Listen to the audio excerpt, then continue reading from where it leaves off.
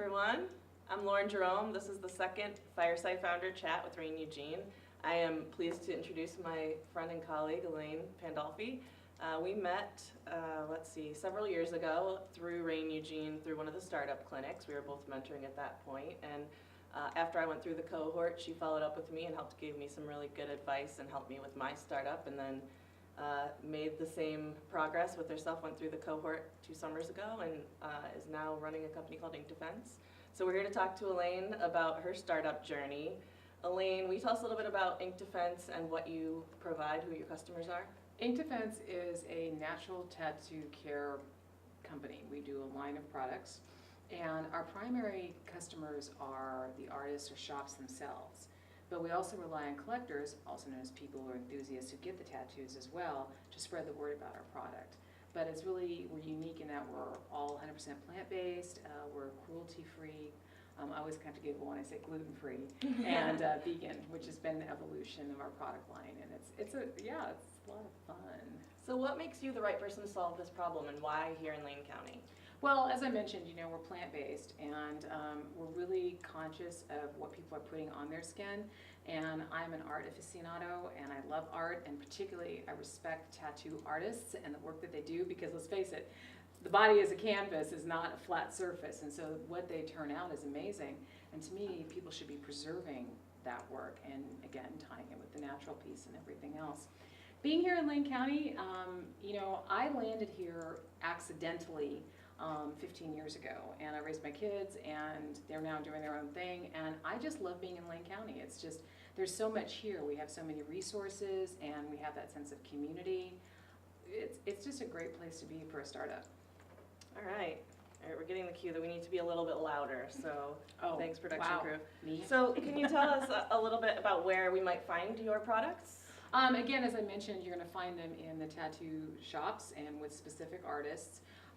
Currently here, we work very closely with Black Label Tattoo Collective here in Eugene. They've been instrumental in helping us with some of our formulations. We also, we're broaching into other areas, and we are actually in a studio in the Bronx in New York called Bill and Tattoo. Wow, that's so exciting. How'd you get connected with them? Well, our strategy is we use social media, and it's just been amazing because tattoos are very visual, and they're all over social medias, particularly Instagram is our main channel, although we do use Facebook and a few others. And it's building a relationship and starting a dialogue with people, even though they're across the country. It works, and we have a few international people that we're speaking with as well. Awesome.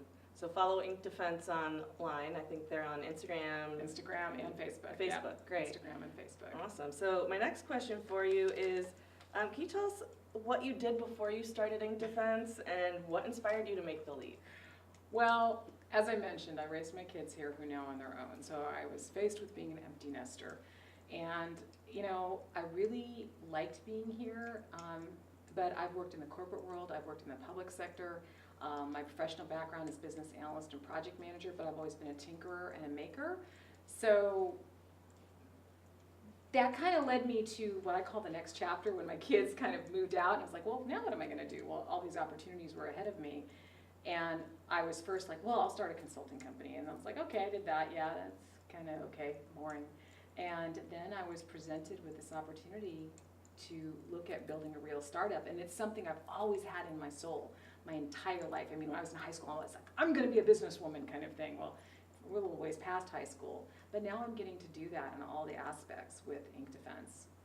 So it's just, you just felt inspired. You had to do it. I had to take that leap and see, could I really do it? I don't want to be one of these people saying, what if, what if, what if? And I took the leap, and it was a leap of faith. But the nice thing is, through the program, through the Accelerator program, the resources were phenomenal to help somebody like me. So, well, that's really great to hear. All right, so in our last Fireside, for those of you who tuned in, we heard from Spencer Holton from Trail Supply Co., and he talked a little bit about how the journey of entrepreneurship can be a lonely one, mainly because you're dealing with challenges that the rest of the business world, the rest of the for-hire world may not understand. You can't just go take a vacation or call in sick because you're the one who ultimately will pay for that one way or another. So how have you dealt with that sort of lonely road of entrepreneurship, or how has that been for you? For me, I would say it's lonely. It's very active and very engaged. You know, everything from the time when I started and I was brought in, the mentors here in the startup community were there.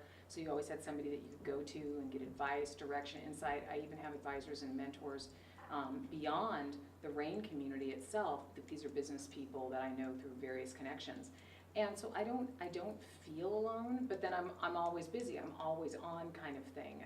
You know, even before we started here, I was, you know, doing some business dealings. I mean, I like having that ability to do that. So when I need to take that break in the middle of the day, I can and go, breathe, okay, back on it kind of thing. So yeah, you are on almost 24/7 when you have a startup. You have to be involved, you have to be engaged, you have to be on top of it. And to me though, that's worthwhile for what you get on the other side. You know, you're building your business and everything else, and you can take those moments, you can take those pauses and just say, wow, I really did that kind of thing. Or you can say, wow, I really screwed that up kind of thing. So, you know, it goes both ways. But I like having that flexibility. I was tired of the Monday through Friday 9 to 5 grind and not feeling like I was going anywhere with my life. I wasn't feeling fulfilled. I didn't want to just be. I wanted to experience, and I've always been business oriented type thing. And so yeah, so this is a blast. I mean, there are days, but it's a blast. Well, that's good to hear. Good to hear that you have the support that you need to. It's wonderful, absolutely wonderful. So what would you say that your biggest challenge was so far as a startup owner, and how did you get past it? There are many challenges when you have a startup. Many, many challenges. I think the first one for me was making the decision to do it. I'm very risk averse. I don't know, you know, I wanted to do this, but I was like, well, I'm scared. I don't know if I should do this. But making that leap, and it really was a leap of faith, but again, with the community that we have here in Eugene, and particularly around RAIN here, I knew I would have the support. And I've stumbled a few times, and, you know, kind of like, oh, I don't want to pick myself up. But the other part of it is, I feel like, for me, not only would I let myself down, I let down those that are there to help. You know, it's kind of like, it really is. I mean, and they're always encouraging, they're always supportive. So, yeah, So what about when you get in that fear zone and you know, I mean, I've been there, we've all been there in the startup world, you know, where you just get to the point where you're like, oh my gosh, what am I doing? Am I doing the right thing? Like, what are the steps that you take to get yourself on the other side of that? For me, the first thing I do is look at what life was like before. Do I want to go back to that? Yeah, there's security in having a job and everything else, but that's not for me. And let me be clear, being an entrepreneur, having a startup is not for everyone. You either have it in your blood or you don't, because there are huge risks. Just keeping it going. Do you have like a list of people to call when you're like at your wit's end, or do you kind of just know based on what you're struggling with, like what, you know, what kind of support you need? So, you know. Are you kidding? I got a huge list, and I use all kinds of mediums, whether it's Messenger or Slack or text or whatever, you know, or just whatever. Sometimes you just need to vent. Sometimes you need to get it out kind of thing. And the other thing I think that I do for myself is kind of a balance kind of thing. I've got other things that I do as well. Mm-hmm. Sometimes you need, even though like I said earlier, on 24/7, sometimes you need to go, enough.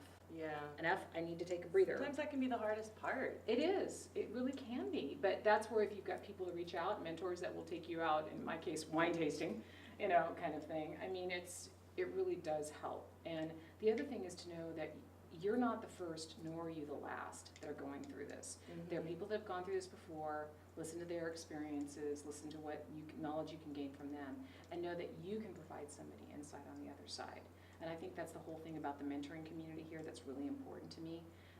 You know, I came in as a mentor. Thought I knew what I was doing. Whoa. I mean, I had business experience, don't get me wrong, that I could help and share, but it wasn't the same as actually now being a founder and having a startup. And it's on the other side, it's really different. But just the sense of community that we've got.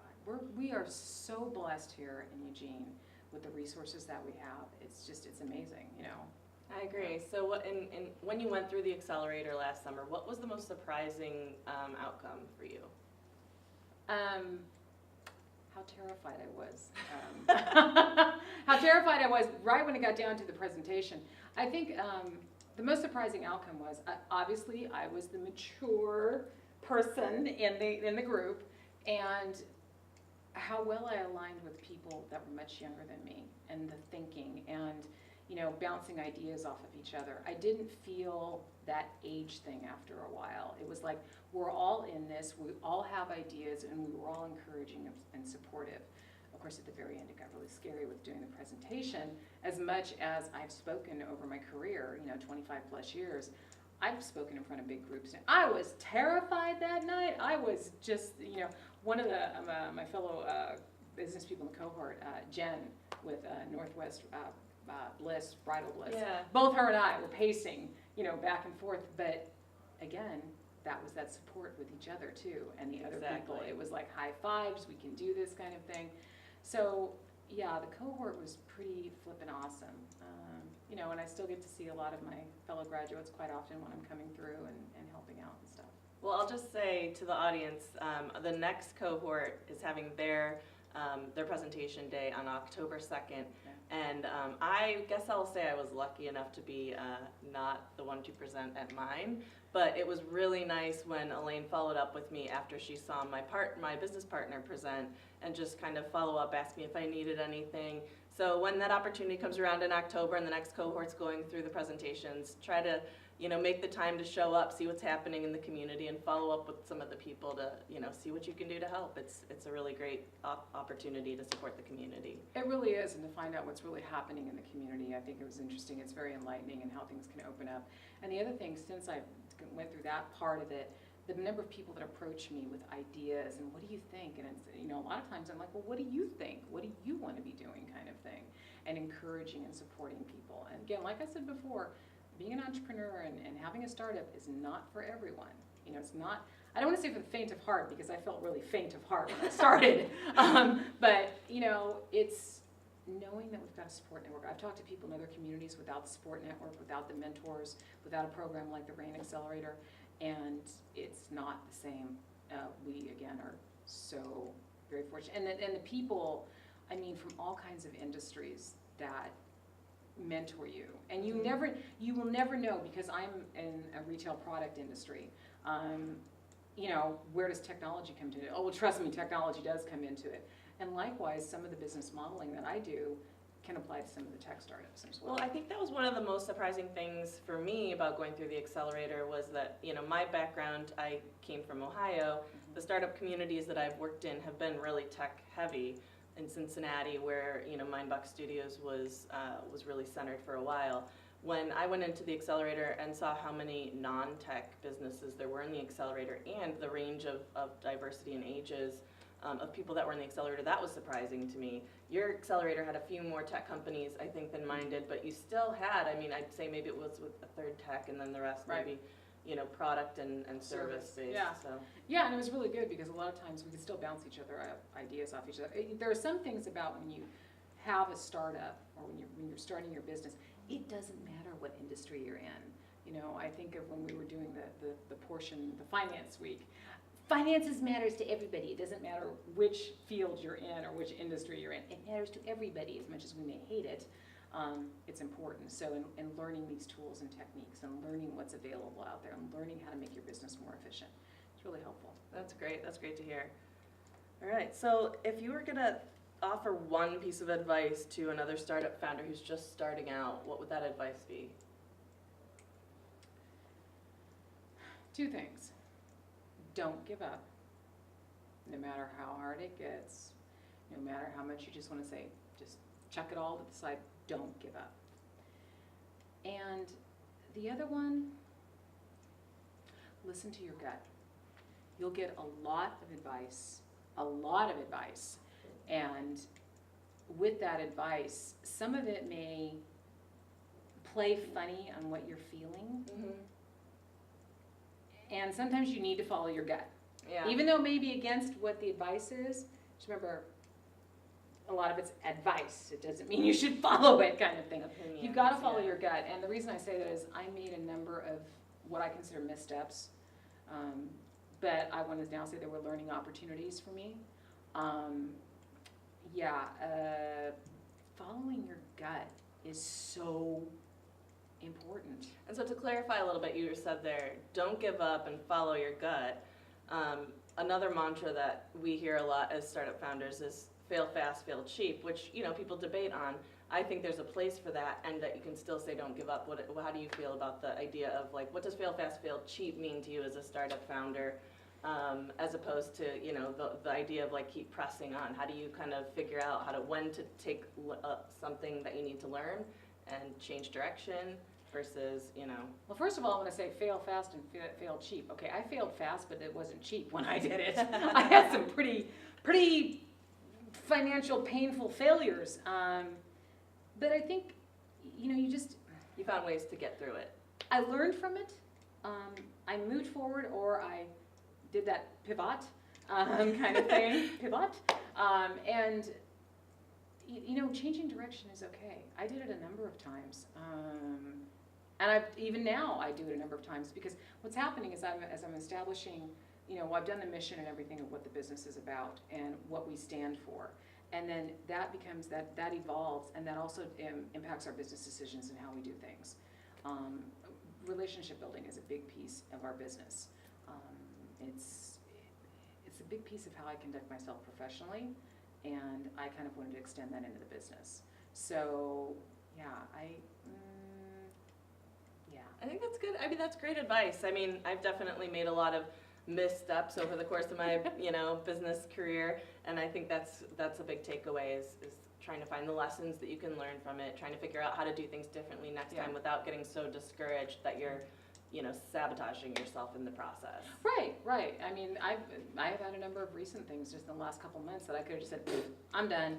But now I feel so invested, and I built the relationships with the artists, and again, I'm passionate about the art, and I'm passionate about the health piece of it, and it's kind of an interesting thing to bring it together. I mean, people look at me and they're all like, you don't have any tattoos. I mean, aside from my old tattoo, this is my first visible tattoo, and there are a lot of people that have ink that don't necessarily display it. It's a personal type thing, but again, it's art, and why not preserve your art? Why not and do what's healthy for you? Do the right thing for the environment. I mean, there's so many different things. Everything from like our manufacturing processes to, you know, our packaging and everything. I mean, I'm even establishing relationships with local vendors here that do sustainable packaging and labeling and that kind of thing, because that's important to me. That's important to the business. That's important to the mission of what we're doing.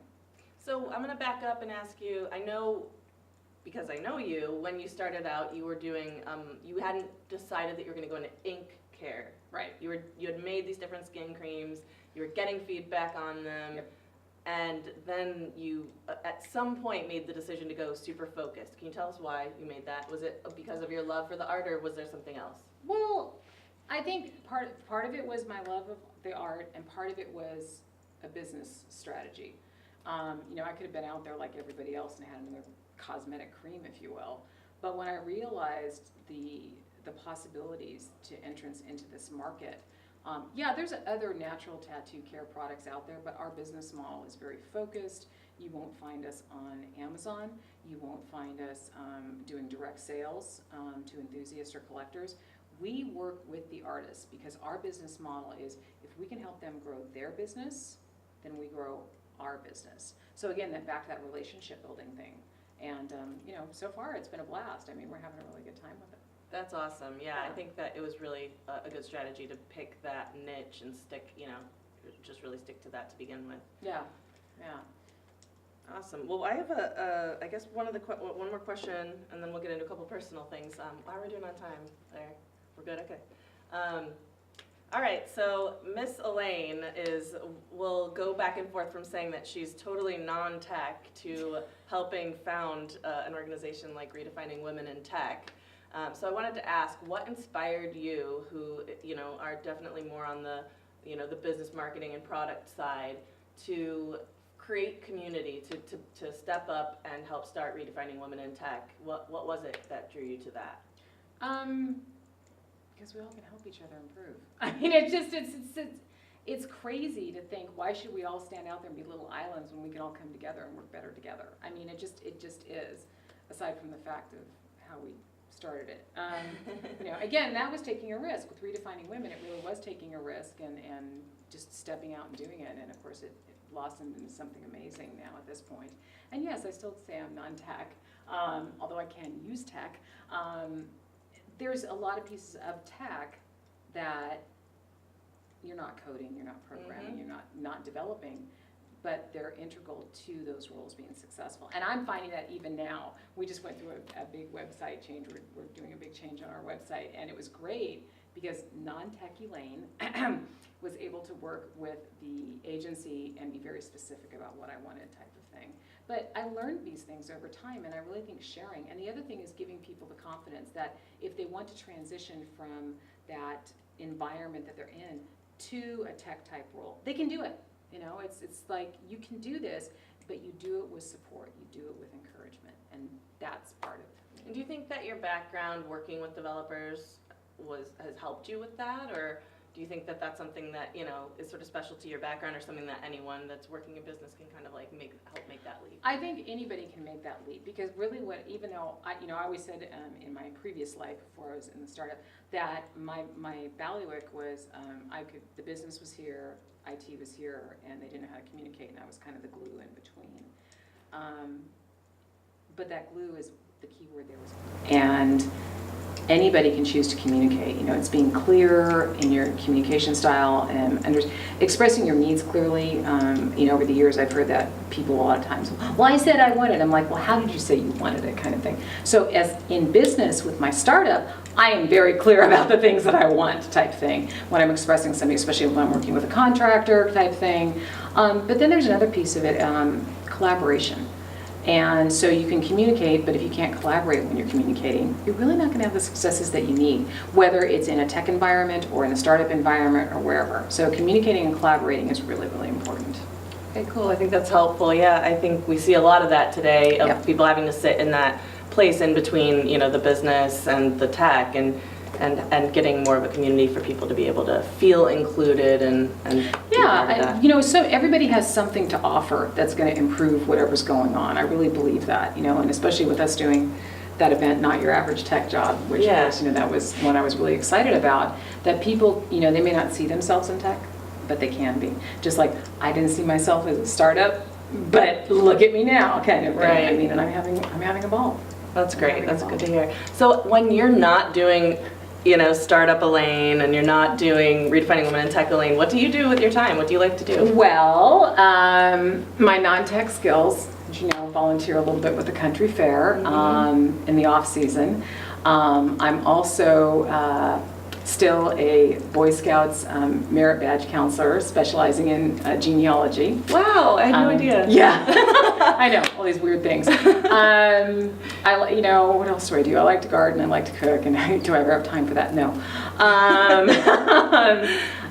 What else do I do? There's not, you know, what else do I do? I think of you as a maker. You're always, you know, with the jewelry. Yeah. Oh, well, that's right. Yeah, I do jewelry. That's my other business. Yeah. Oh, I completely forget about these things. That's more of a hobby business. But, you know, yeah. And then I also like to, okay, I'm going to admit this. I can't believe I'm admitting this. I like to do music festivals. Nice. That's a lot of fun. Last year I was gone for 8 days at a music festival, right in the middle of trying to get my startup going. That was a learning experience. So yeah, I mean, there's lots to do. And the other thing is living here in this area. I mean, we've got so much we can do right here, whether it's going hiking or wine tasting. Yes, I like my wine. There's lots that you can do and experience, and you never know who you're going to encounter. I mean, I've encountered people that all of a sudden there was a connection, whether it was through rain or the business, or, you know, we go to the same doctor or whatever. I mean, it's interesting how that starts to happen. But again, it starts with communication. It starts with a conversation. It starts with being able to step forward. Yeah. And my whole thing is, as a risk-averse person, put your toe in the water, whether it's communicating, starting a business, starting a new career. Put your toe in the water, it's okay. Yeah, and so that's a good point. One of the things Elaine and I do in the community is we help with a variety of other women to host a co-working and mentoring session twice a month for women in tech, women interested in tech, women looking for community and co-working space. And then in addition to that, Rain Eugene has mentoring hours here in Eugene, in Cottage Grove, in Veneta, in Springfield, once a month. So that's another way to dip your toe in the water and make some good connections. We'll be doing another Founder Fireside next month. I'm not going to reveal who is going to be interviewed yet. So if you're interested, follow Rain Eugene on Facebook. And thanks for your time today, Elaine. Sure, it's been fun getting to know you better than I already did. And, Elaine and I also both mentor through Rain, so if you'd like to sit down with either of us and get advice on starting up, we'd be happy to sit down and help you. So, Okay, great. Thanks for watching. Thanks.